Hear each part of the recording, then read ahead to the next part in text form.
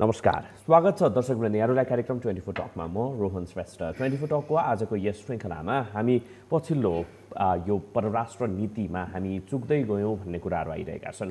चाहे त्यो घटनाक्रमलाई हेर्ने हो भनेदेखि रसिया र युक्रेनको युद्धको दौरानमा नेपालीहरूको अवस्था होस्, अथवा चाहिँ पछिल्लो समय इजरायल र प्यालेस्टाइनको घटनाको बेलामा विपिन जोशीको रिहाईको लागि अझै पनि अपिलहरू भइरहेका छन्। अवस्था के छ अझै अज्ञात छ। यो मामलामा पनि हामी चुकेको पाउँछौँ भनेदेखि अझ पछिल्लो समय अब नयाँ घटनाक्रमसँगै, नयाँ राजनीतिक घटनाक्रमसँगै नयाँ सरकार पाइरहँदाखेरि यो सरकारको जिस्ट के हो त? चाइनाबाट एकदम खुसियाली आउने, वार्म वेलकम गर्ने, यता भारत चिडिएको भन्ने किसिमको विश्लेषण गर्ने, यो भित्रको सत्यता के हो? यिनै विषयमा आज हामी केन्द्रित बन्न जाँदैछौँ। त्यसको लागि आज हामीसँग पूर्व परराष्ट्र मन्त्री रमेशनाथ पाण्डे आज हामीसँग हुनुहुन्छ। रमेश सर, स्वागत छ यहाँलाई। रमेश सर, मैले विविध मुद्दाहरू, विविध उदाहरणहरू भूमिकाको दौरानमा प्रस्तुत गरेँ। यो सबै मुद्दाहरूले चाहिँ हाम्रो परराष्ट्र नीतिमाथि एउटा ठुलो क्वेसन मार्क क्रिएट गरेको छ। छलफल सुरु गरौँ रुस र युक्रेन युद्धबाट। लामो समय भयो, नेपालीहरूको अवस्था जर्जर बनिरहेको छ। हाम्रो तर्फबाट अप्रोचहरू हामीले हेर्ने हो भनेदेखि कमजोर भएको हामीहरूले चाहिँ महसुस गरिरहेका छौँ। हजुरको एनालिसिस चाहिँ के छ? मैले यही विषयबाट चाहिँ आजको कार्यक्रम अगाडि बढाएँ। यो रुस र युक्रेनको बिचमा जुन युद्ध चलिरहेछ, त्यो युद्धको बारेमा नेपालले रुचि लिँदाखेरिमा विचार गर्नुपर्ने दुईवटा प्रश्न। हजुर, एउटा विश्वमा विश्व शान्ति जोखिममा परेर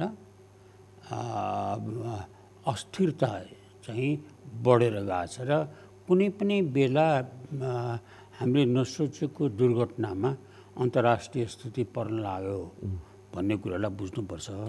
र त्यो बुझेर त्यो बेलामा नेपालले के गर्न सक्छ, कसरी आफ्ना आधारभूत स्वार्थहरूलाई, हितलाई जोगाउन सक्छ भनेर सोच्नुपर्ने कुरा हो। दोस्रो कुरा, अहिले तत्कालको निम्तिमा नेपाललाई एउटा प्रश्न के खडा भयो भने हाम्रा नागरिकहरू युक्रेनका तर्फबाट र रुसका तर्फबाट लडिरहेछन्। जुन दुईटै देशसित हाम्रो मित्रता छ, जुन युद्धमा हाम्रो प्रत्यक्ष संलग्नता छैन, त्यसमा नेपालीहरू इन्भल्भ भएछन्। इन्भल्भ भएर नेपाललाई, जुन देशको सेनालाई विश्वको आर्मी हिस्ट्रीमा अत्यन्त प्रतिष्ठाका साथ सम्बोधन गरिन्छ, सम्मान गरिन्छ र विश्व इतिहासमा विश्वका दुईवटा ठुल्ठुला लडाइँमा, विश्वयुद्धहरूमा नेपाली सेनाले बहादुरी, वीरता देखाएको छ र नाम कमाएको छ। त्यो छवि ध्वस्त बनाएर कन्ट्री अफ मर्सेनरी, भाडाका सेनाका देशहरू भन्ने कुराको बदनामी हाम्रो थाप्लामा आएको छ।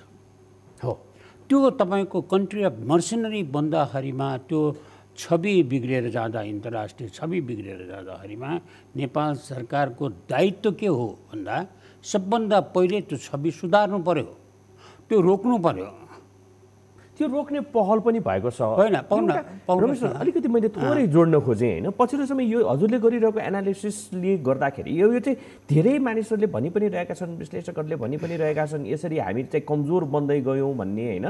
तर सरकारी संयन्त्र र एउटा तबकाले के पनि भन्छन् भने नि, हाम्रो मुलुकसँग उनीहरूको चाहिँ तपाईँको यो चाहिँ सेना पठाउने, त्यस्तै गरेर चाहिँ आर्मी बनाउने कुनै पनि सम्झौता छैन। थर्ड कन्ट्रीको माध्यमबाट दुबई लगायतका कन्ट्रीहरूलाई चाहिँ बेस बनाएर उनीहरू गइरहेका छन्। अनि त्यसपछि हामीले के गर्न सक्छौँ र हाम्रो तर्फबाट पहल त गरि नै रहेका छौँ नि भनेर फेरि चर्को आवाज गर्ने छ नि, त्यो एउटा खेमा पनि छ के रमेश सर? अब त्यसलाई चाहिँ कसरी एड्रेस गर्ने होला? तपाईँ यो व्यक्तिगत कुरामा तपाईँ र म बाजाबाज गर्दा यस्ता कुराहरू आउलान्, तर राष्ट्रको कुरा गर्दा यस्तो हुतियारा कुरा गर्न पाइँदैन।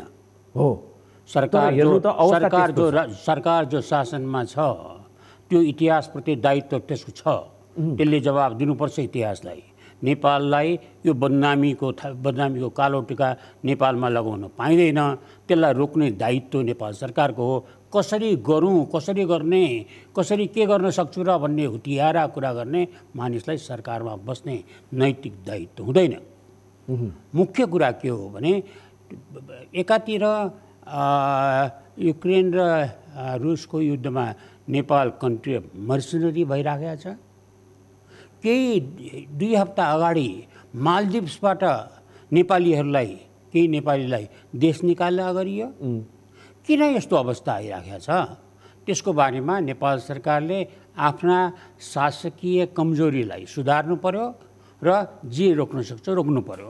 अब फर्किनुहोस् तपाईँ यो युद्धमै युक्रेन र रुसकै कुरामा मुख्य कुरा के हो भने रुस र युक्रेनको बिचमा जुन अहिले अवस्था आएछ त्यसमा अहिलेको तात्कालिक कुरा दुईवटा मैले भने एउटा हाम्रो यो बदनामी जुन आएछ त्यसलाई रोकेर छविलाई सुधार्ने, दोस्रो त्यहाँ फँसेका जो नेपालीहरू छन् युक्रेनबाट अथवा रुसी सैन्यबाट लडिराखेका तिनीहरूलाई सकेसम्म छिटो फिर्ता लिएर आउने, मरेकाको तपाईँको उनको उनको आफ्नो धर्म संस्कार अनुसार त्यसको सद्गत गर्ने र उनको मुआवजा पाउनु पर्यो मुआवजा लिने। त्यही त कसरी भन्ने कुरा के किनभने रसिया र युक्रेनसँगको हाम्रो सम्बन्धको कुरा गर्ने हो भनेदेखि त विगत लामो समयदेखिको चाहिँ राम्रो सम्बन्ध होइन।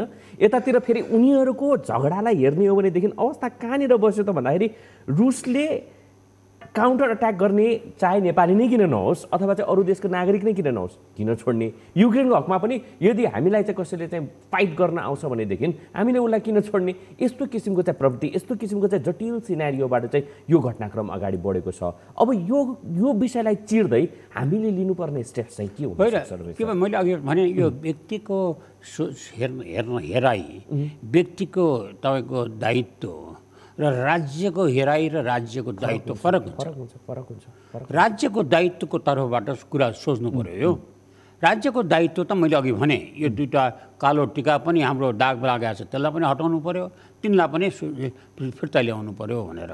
यसमा हाम्रो यो अहिले यस विषयमा जति पनि प्रयासहरू नेपाल सरकारले गरेको देखिएको छ।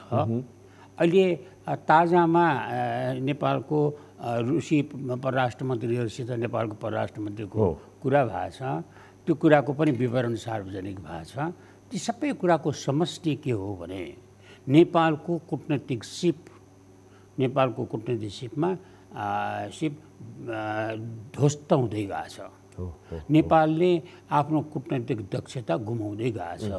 नेपालले अन्तर्राष्ट्रिय सम्बन्ध यस्ता अप्ठ्यारा कुराहरूको समाधान खोज्ने जुन प्रविधि छ कूटनीतिक प्रविधि छ त्यो प्रविधिको अनुभव पनि बिर्सिसक्यो र उसलाई त्यसको बारेमा उसका मुभहरू पनि गलत मुभहरू भएको छ र डिप्लोमेटिकली ब्लन्डर मिस्टेक नेपाल सरकारबाट भइरहेछ भन्ने देखिन्छ।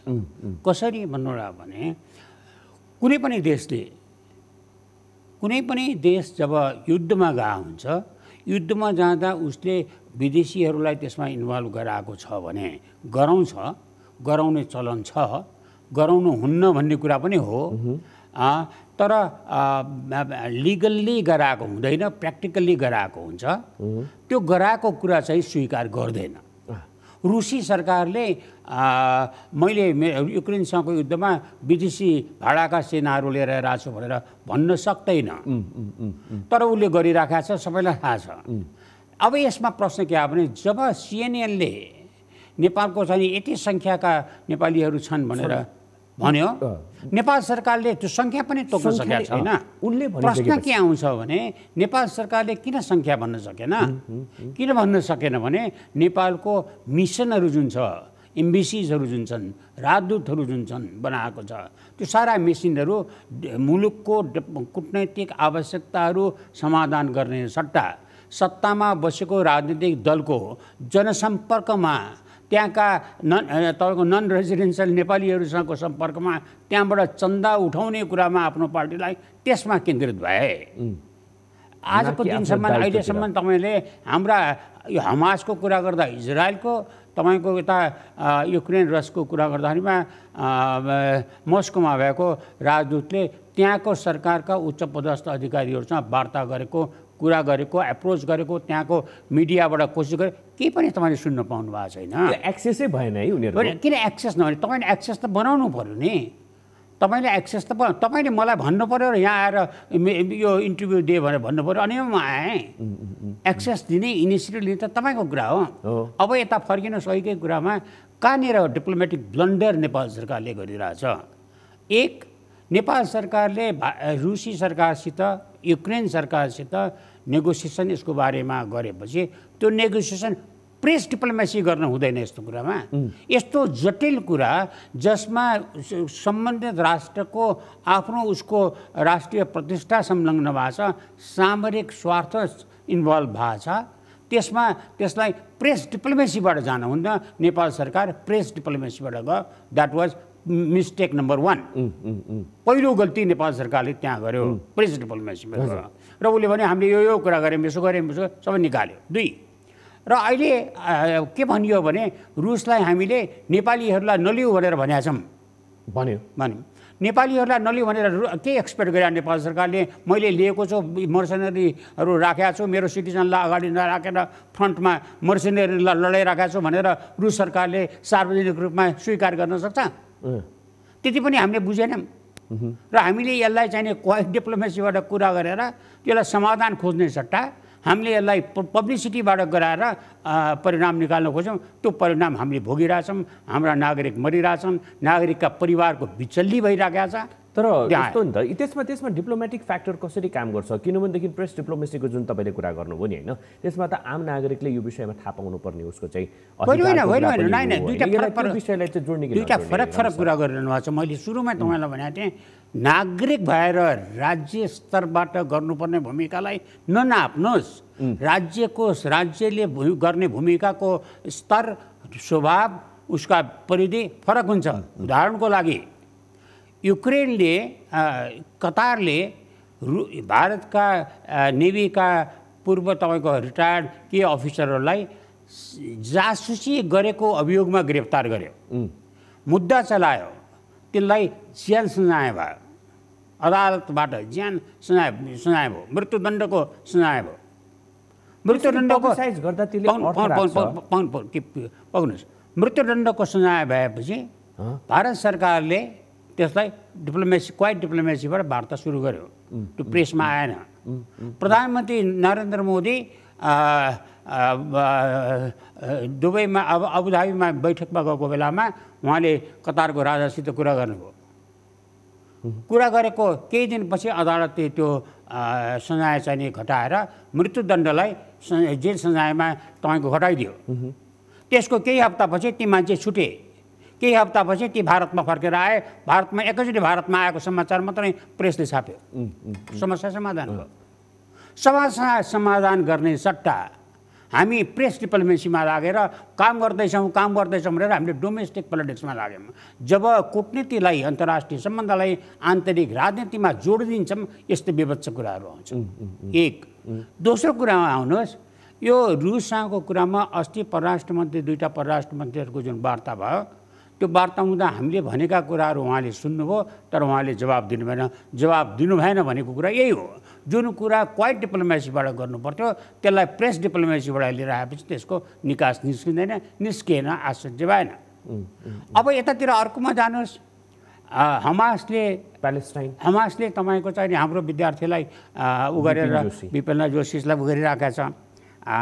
त्यो विपिन जोशीलाई गरिराखेको उसमा बन्धक बनाएर राखेको केसमा प्रश्न के छ भने हामीले जो अघि मैले तपाईँलाई भने यो थाइल्यान्डका पनि तपाईँको लाइकका पनि किडन्याप गरेको थियो, अमेरिकनहरूलाई पनि किडन्याप गरेको थियो, इजरायलीहरूलाई पनि किडन्याप, त्यसमा चाहिँ धेरै छुटिसके।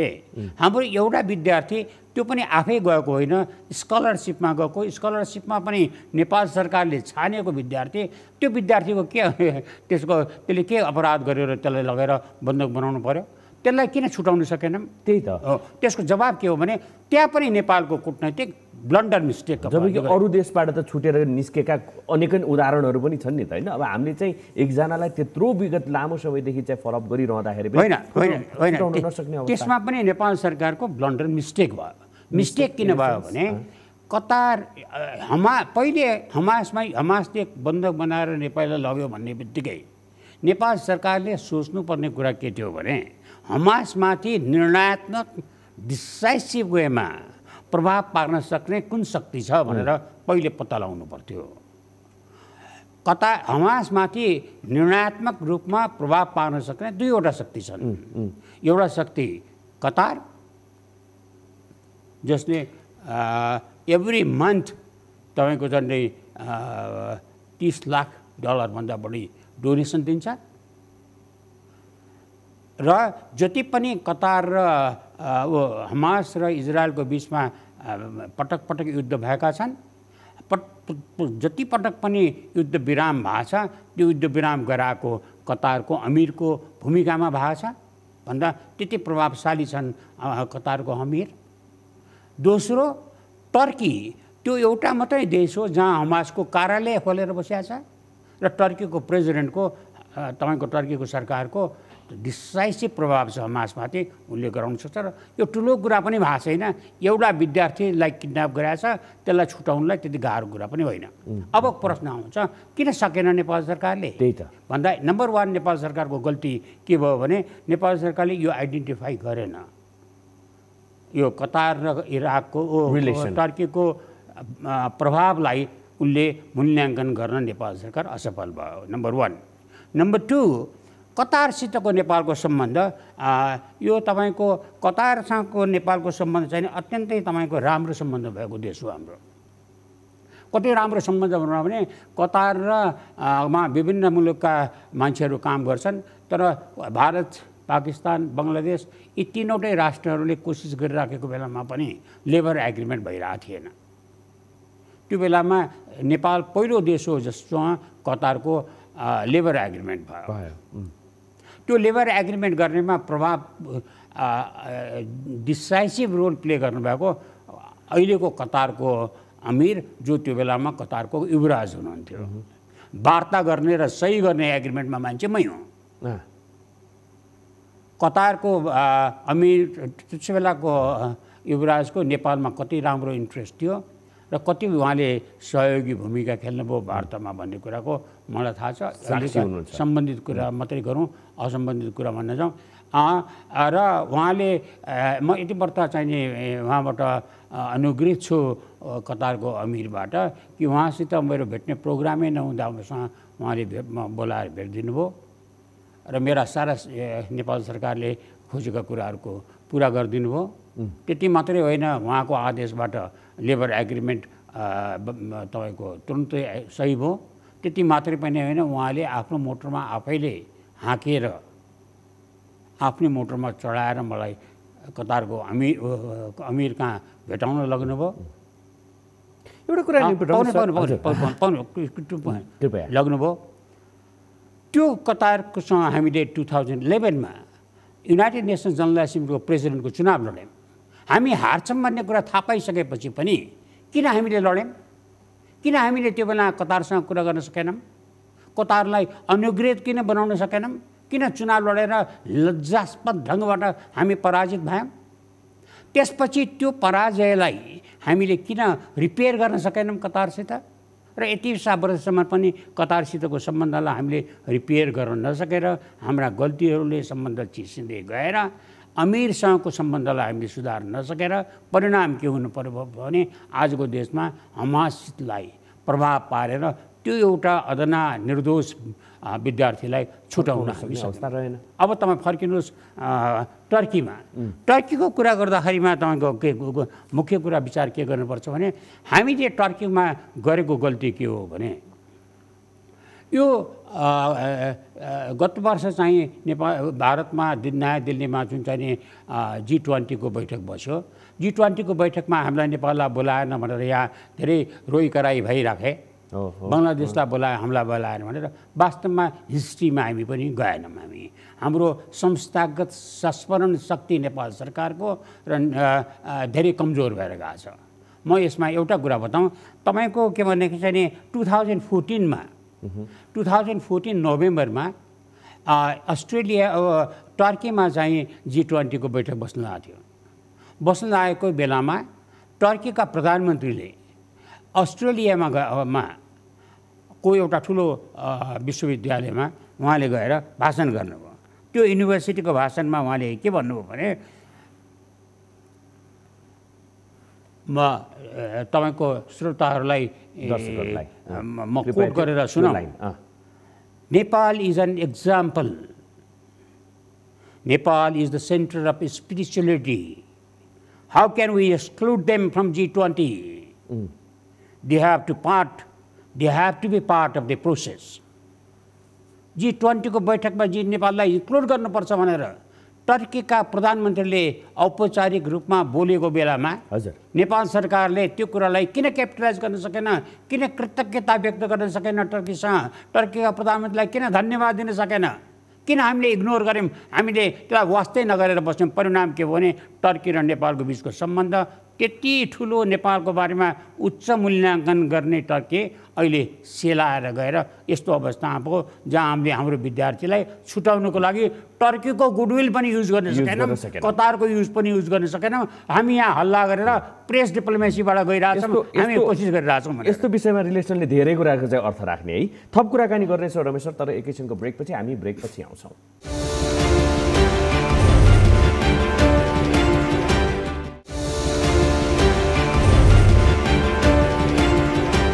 ब्रेकपछि पुनः स्वागत छ। आज हामीसँग हुनुहुन्छ रमेशनाथ पाण्डे। रमेश सर, पुनः स्वागत छ यहाँलाई। रमेश सर, हामीहरू कुटनीतिक मामलामा थुप्रै ठाउँमा चाहिँ चुक्दै गयौँ, धेरै ठाउँमा चुक्दै गयौँ। यो चाहे रुस युक्रेनको कुरा गरौँ अथवा चाहिँ इजरायल प्यालेस्टाइनको कुरा गरौँ, हामीले हाम्रो रिलेसनलाई क्यासै गर्न सकेनौँ, हामीले हाम्रो डिप्लोमेटिक रिलेसनलाई प्रब्लम सल्भिङतिर लानै सकेनौँ। कृपया होइन, कुरा के भन्नु भने चाहिँ यो कूटनीतिमा अन्तर्राष्ट्रिय कूटनीति अथवा द्विपक्षीय कूटनीति अथवा क्षेत्रीय कूटनीतिमा तपाईँले बोल्ने, गर्ने, सोच्ने हरेक कुराको अर्थ राख्छ। हामी आन्तरिक राजनीतिबाट कूटनीतिलाई प्रभाव पार्छौँ, त्यो हाम्रो सबभन्दा ठुलो कमजोरी, गल्ती त्यहाँनिर भएको छ। एउटा सानसाना घटनाले पनि असर गर्छ दुईटा देशको सम्बन्धलाई।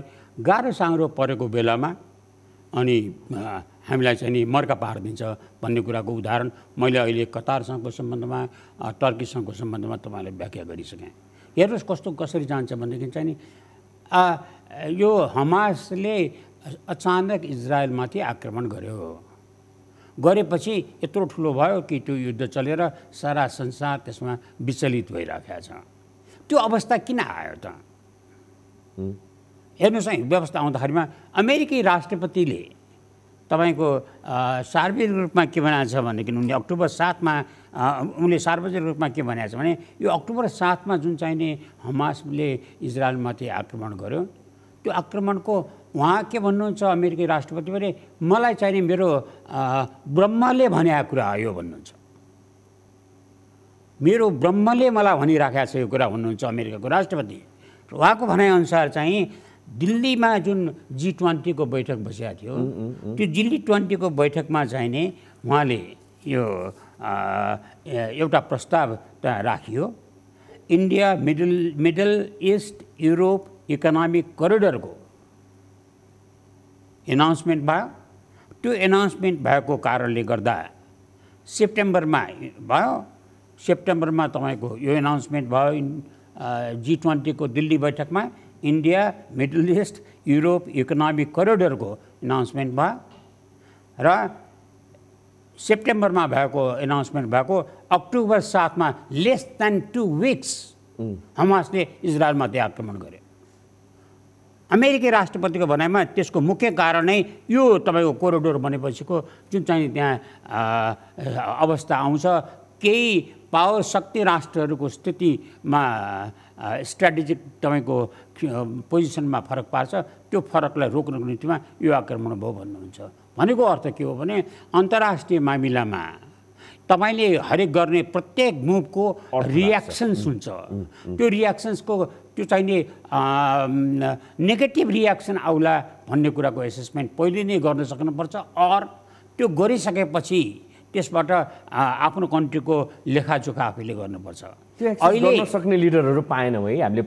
अहिलेको कुरा गर्नुहुन्छ भने इराक र रुस र युक्रेनको बिचको युद्धमा अधिकतम लाभ हासिल गर्ने, आर्थिक रूपमा र सामरिक स्ट्राटेजिक रूपमा अधिकतम लाभ हासिल गर्ने देश भारत र चीन भएका छन्। अकारण नोक्सान गर्ने देश नेपाल भएको छ। के कारणले भयो भन्दाखेरिमा हाम्रो कूटनैतिक तपाईँको असफलता, हामीले अन्तर्राष्ट्रिय सम्बन्धलाई चीन र भारत कुन मामलामा सक्सेस भयो?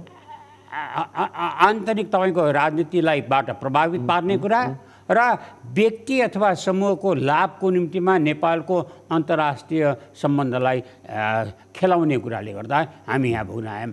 अमेरिका भारत र चीनको लाई के गर्यो भने पहिलो त इकोनोमिकल्ली बढ्यो।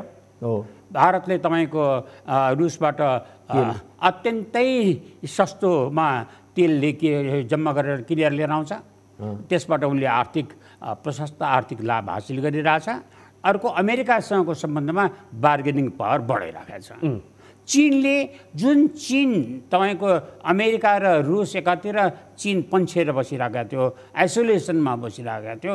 त्यो आइसोलेसनमा बसिराखेको चीन ले अहिले चाहिँ तपाईँको अमेरिकाको रुसको बिचमा द्वन्द्वमा रुसको साथ पाउने एउटै मात्रै पावर भयो र त्यसको कारण रुसमाथि चीनको प्रभाव र अमेरिकासँगको सम्बन्धमा चीनको पोजिसन स्ट्रङ बनाइदियो।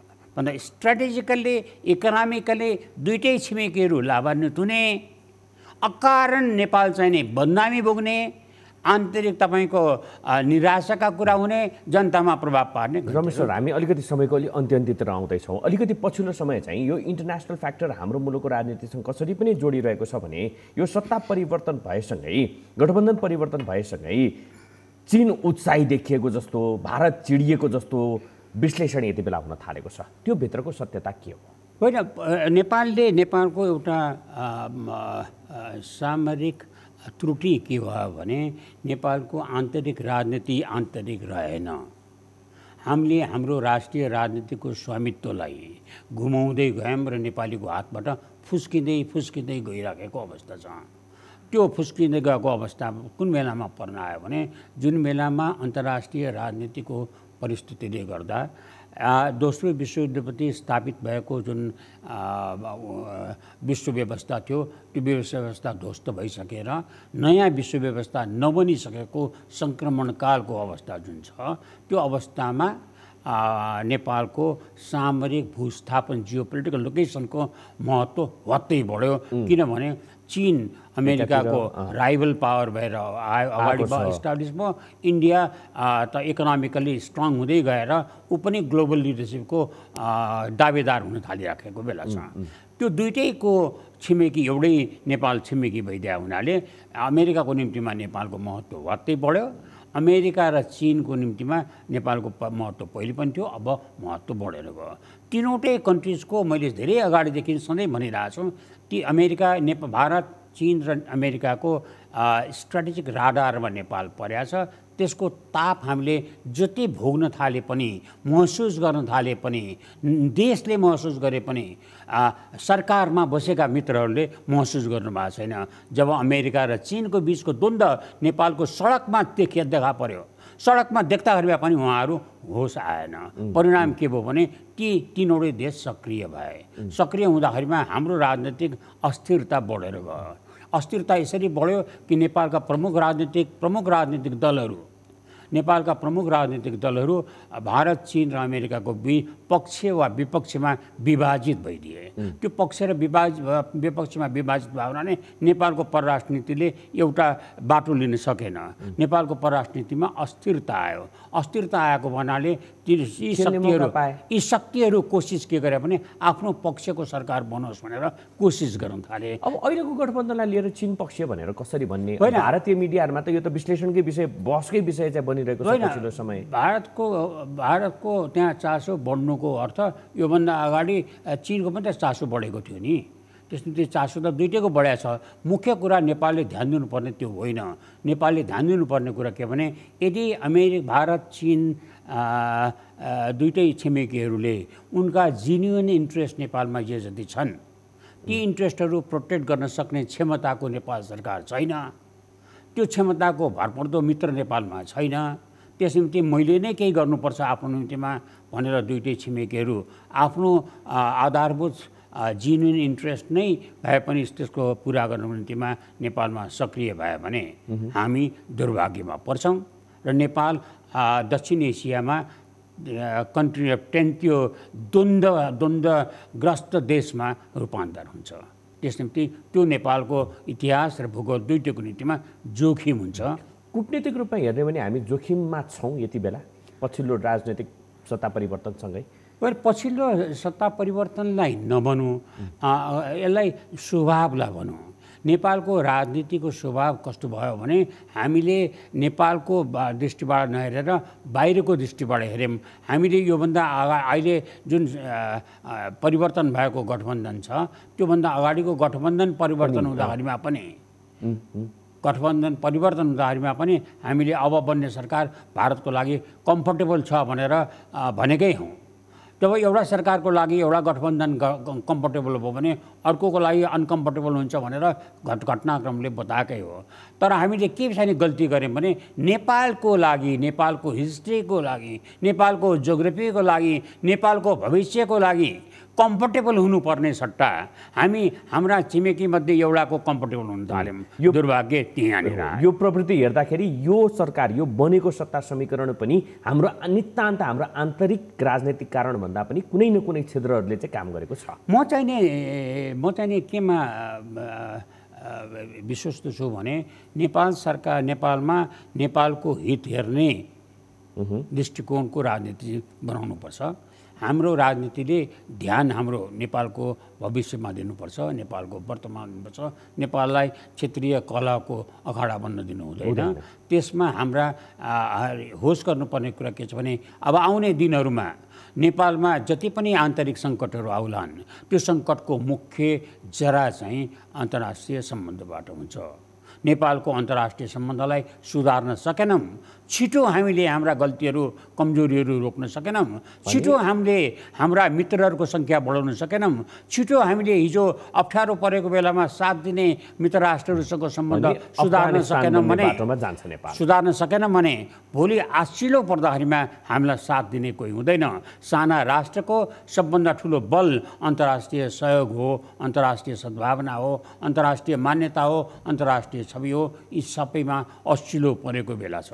त्यो भएको हुनाले हामीले एकदमै जाँदै मैले सानोमा छोटोमा आन्सर चाहेँ होइन। नेपालले जहिले पनि हामी के भन्छौँ भनेदेखि इक्व डिस्टेन्स, अहिले त अब इक्व प्रक्सिमिटीको कुराहरू हामी गरिरहेका छौँ। यो इक्वल नजरियाबाट चाहिँ सबै मुलुकलाई हेर्न सक्ने भन्ने एउटा मुलुकको सामर्थ्य रहन्छ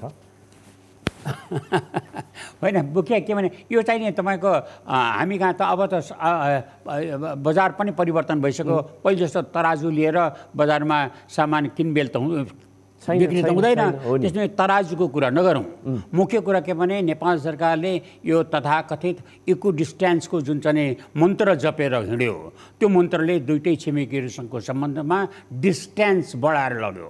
समदूरीको सम्बन्ध नीतिले गर्दा दूरी बढाएर लग्यो। त्यस निम्ति समनिकटताको सम्बन्ध राख्नु चाहिँ इक्व क्लोजनेस चाहिन्छ। समनिकटता बढाएर हामीले दुईटै छिमेकीहरूसँग सम्बन्धमा लग्यौँ। दुईटै छिमेकीहरूको विश्वासलाई हामीले फेरि आर्जन गऱ्यौँ। दुईटै देशलाई तिम्रो जेन्युन इन्ट्रेस्ट नेपालमा खतरामा पर्दैन, पर्न थाल्यो भने त्यसलाई हेर्न सक्ने दक्ष सरकार नेपालमा छ भन्ने प्रभाव पार्यो भने नेपाल सुरक्षित छ। अन्यथा नेपालका असिला अप्ठ्यारा दुर्भाग्यका दिनहरू आउन थालेका छ। समनिकटता भन्ने चाहिँ रहन्छ है डिप्लोमेसीमा। हुन्छ, समनिकटता नै चाहिन्छ। नेपाल जस्तो कन्ट्रीको सबभन्दा बलियो हतियार नै अन्तर्राष्ट्रिय निकटता हो। समनिकटताकै कारणले हामीले धेरै असिला दिनहरू इतिहासमा त्यसलाई भोगेर आफ्नो पक्षमा पारेका। अब जस्तै रुस र युक्रेनको कुरा गर्ने हो भने हामीले त्यहाँ समनिकटता कसरी खेल्ने? किनभने दुईटै देश हाम्रो लागि समनिकट छ, हामी नजिक छौँ, तर दुईटै देश फ्र्याक्सन भइरहेको छ।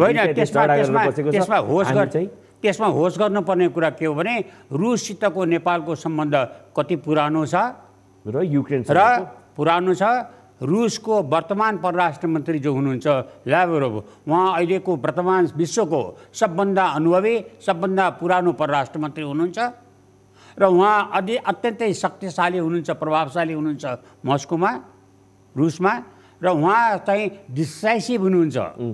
किनभने अब यहाँनिर समनिकटता रहन्छ कि रहँदैन? अलिकति छोटोमा एकदमै जाँदै उहाँ डिसाइसिभ हुनुहुन्छ ल्याभरोभको निमन्त्रणामा मस्को रुसमा गएर उहाँसित मेरो औपचारिक वार्ता जुन भयो, जसलाई तपाईँको युट्युबमा पनि एपीले राखेको छ, त्यहाँ चाहिँ तपाईँको त्यसबाट मलाई अनुभव भएको छ कति अप्ठ्यारा कुराहरू कति छिटो उहाँले नेपाल सरकारको चाहनालाई पुरा गरिदिनु भयो भन्ने कुराको मैले अनुभव गरेको छु।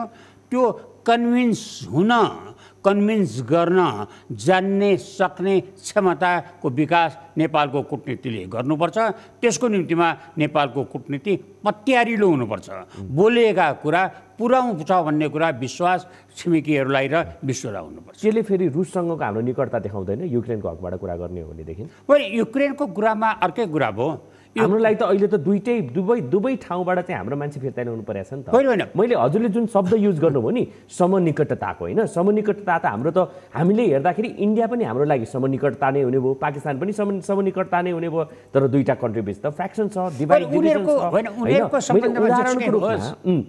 अनि त्यसले डिप्लोमेसी होइन पहिले तपाईँले के बुझ्नु पर्यो भने भारत र पाकिस्तानको बिचमा, भारत र चीनको बिचमा, भारत र अमेरिकाको बिचमा सम्बन्ध जे होस्, अथवा रसिया र युक्रेनको बिचमा, अथवा हमास र इजरायलको बिचमा जे होस्, त्यो उनको समस्या हो। विश्वास त हामीले दिलाउनु पर्ने होइन। हामी न्यायाधीश होइनौँ, हामीले उनका मुद्दा फैसला गर्ने होइन। हामीले ती पार्टिकुलर देशको सम्बन्धको सन्दर्भमा मात्रै हाम्रो चासो छ। हाम्रा रुससितको अथवा अमेरिकासितको अथवा चीनसितको अथवा भारतसँगको अथवा पाकिस्तानसँगको अथवा अरू कुनै कन्ट्रीसँगको सम्बन्ध, द्विपक्षीय सम्बन्धमा हाम्रो चासो छ। हामी इन्टरनेसनल पुलिसम्यान होइनौँ जसले मुद्दा फैसला गर्दै हिँड्नुहोस्। हाम्रो चासो छैन। हाम्रो चासो बाइल्याटरल स्वार्थमा छ। त्यो स्वार्थमा हामीले यतापट्टि अथवा त्यतापट्टि लाग्नुपर्ने कारण छैन। शङ्का जन्माउँछ कि जन्माउँदैन? उनीहरूले हामीप्रति हेर्ने नजरियामा चाहिँ शङ्का जन्माउँछ। समदूरीले शङ्का बढायो, समदूरीले अविश्वास बढायो। समनिकटताको आधार नै आपसी विश्वासमा हुन्छ। विश्वास सिर्जना गर्न सक्ने क्षमता हामीमा हुनुपर्छ। हस् professor, thank you very much for that. हस्, थ्याङ्क यू भेरी मच तपाईँको विश्लेषणको लागि। दर्शकहरू यहाँलाई पनि धेरै धेरै धन्यवाद। हेर्दै रहनु होला न्युज 24 टेलिभिजन। नमस्कार।